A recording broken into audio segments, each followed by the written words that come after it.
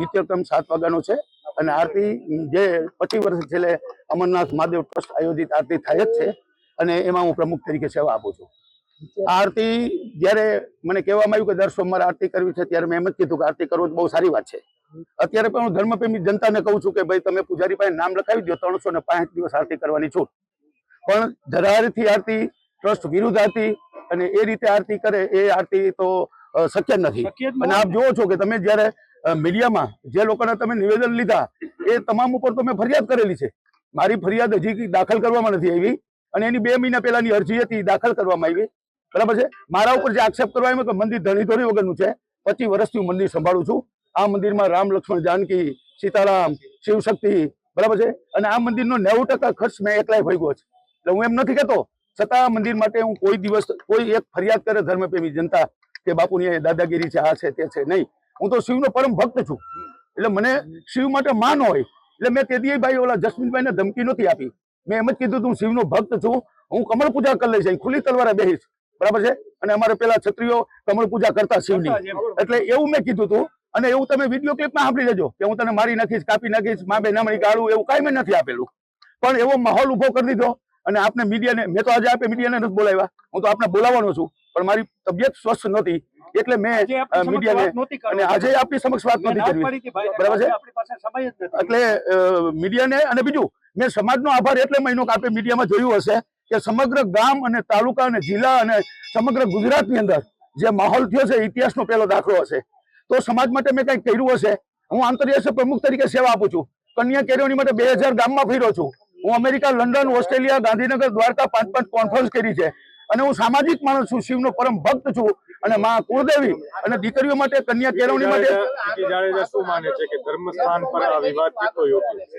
એ જ કહું છું, વિવાદ યોગ્ય નથી। એટલે મેં આ લોકોને કીધું કે આરતી કરવી હોય તો આપણે સાથે કરીએ અને મેં કીધું આરતી કરવી હોય તો અમરનાથ મંદિર ટ્રસ્ટ સંચાલિત આયોજિત આરતી કરો, બરાબર છે। એ લોકોએ અલગ અલગ બેનર માર્યા, મેં બેનર કોઈ ફાડ્યા નથી, આ બેનર અત્યારે ફાડ્યા તો આપને સમક્ષ લાવું ના। આરતી તો જે થશે નિયમ મુજબ આવી રીતે થશે, 7 વાગે આરતી થશે, બરાબર છે। પ્રસાદનો માહોલ કરીને 10,000 રૂપિયા, 8,000 રૂપિયા, 6,000 રૂપિયાનો પ્રસાદ આપે છે। કોઈ સામાન્ય માણસોને આરતી કરવી હોય તો શું કરવું? એટલે મેં ધર્મપ્રેમી જનતાને તમારા માધ્યમથી કહું છું કે 365 દિવસ આરતી કરો અને જેને પ્રસાદ આપવાનો હોય, જે છે તે સિંગ ને રેવડી ને જે કાંઈ આપવું હોય, ફળ ફૂલ, પોલીસનું રક્ષણ એટલામાં કેમ માંગ્યું કે આ માથાભારે માણસો છે, તમે ત્યારે મારા ઉપર હુમલો કરે। આમાં 2 તો આરોપી છે। આ ધર્મપ્રેમી જનતાના માધ્યમથી અમારે એક શૈલેષ ડાંગર છે ને 2 મહિના પહેલા ભક્તિનગર પોલીસ સ્ટેશનમાં ફરિયાદ થઈ છે છેડતીની। એ અહીંથી જ કારખાને લઈ ગયો ફોલાવી અને તે જ દિવસે એના ઉપર છેડતી ગઈ। એક જૂના ટ્રસ્ટી છે, એનો પૌત્ર છે, બરાબર, ગોરાણીમાંની ઇજ્જત લૂંટી એનું બ્લાઉઝ ફાડી નાખ્યું, એ પણ માલવીનગર પોલીસ સ્ટેશનમાં ફરિયાદ થયેલી છે। એટલે એવા માણસો આમાં છે।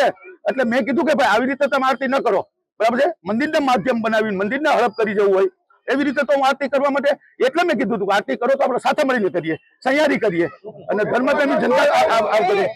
તો મારા ઉપર ખોટી ફરિયાદ દાખલ કરાવી, એક ફરિયાદમાં મારી સામે તિબેટમાં બેહાડો, મારા પ્રશ્નનો જવાબ આપી ગયો હતો। ગયા એપ્રિલ મહિનાથી, જો કે હું શરૂઆતથી આપને કહી દઉં એટલે જે વિશેષ ખબર પડે, હું 2001 થી બાજુની સોસાયટીમાં રહું છું અને હું લગભગ 2001 એટલે 24 વર્ષથી આ મંદિરે આવું છું। મેં વોકિંગ કરવા ગાર્ડનમાં આવી છે સવારે। હું નિવૃત્ત થયા પછી હું અહીંયા જ રહું છું અને મારો રેગ્યુલર ક્રમ છે મંદિરે વોકિંગ કરવું, દર્શન કરવા આવું। પણ ઇસ્યુ એવો ઊભો થયો છેલ્લા 4-1 મહિના પહેલા કે ભાઈ આમાં આરતી કરવી હોય તો આમ કરવું પડે। આ તો ભગવાનનું, અમારે કોઈ વિવાદમાં પડવા માંગતો, હું નિવૃત્ત ડીવાયએસપી છું, મને લગભગ બધા આમાંથી ઓળખતા હશે કે હું નોકરીમાં તો કોઈ વિવાદમાં નથી આવ્યો।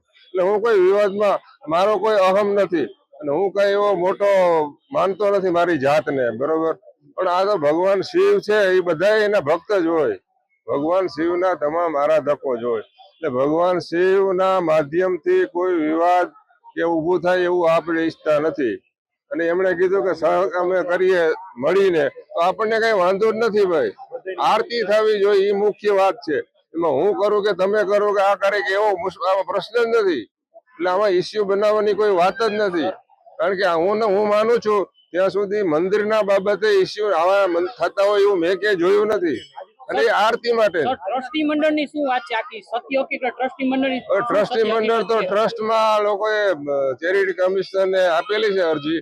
ખરેખર શું પોઝિશન છે એ તો ચેરિટી કમિશનર જયારે તપાસ અને કરીને ખરેખર જણાવે આમાં ટ્રસ્ટી અને પ્રમુખ કોણ છે સર? ઈ તમે સત્ય કહો તીર્થરાજભાઈ.